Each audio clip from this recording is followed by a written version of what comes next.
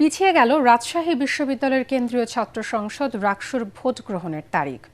15 সেপ্টেম্বরের পরিবর্তে 28 সেপ্টেম্বর ভোটের নতুন দিন নির্ধারণ করেছে নির্বাচন কমিশন।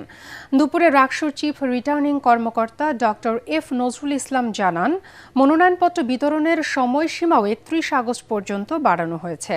মনোনয়নপত্র জমা 1 সেপ্টেম্বর থেকে 7 সেপ্টেম্বর এবং যাচাই বাছাই 8 ও 9 সেপ্টেম্বর।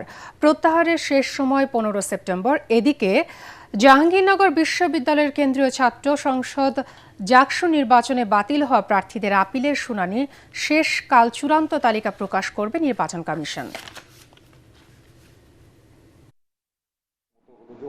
আমরা নির্বাচন কমিশন সুষ্ঠুভাবে, সুন্দরভাবে এবং নিরাপত্তার সঙ্গে এই নির্বাচনটা অনুষ্ঠিত করতে চাই। সেই কারণে আমাদের তফসিলে নির্বাচনের তারিখটা আমাদের পরিবর্তন করতে হয়েছে। আমরা নির্বাচনকে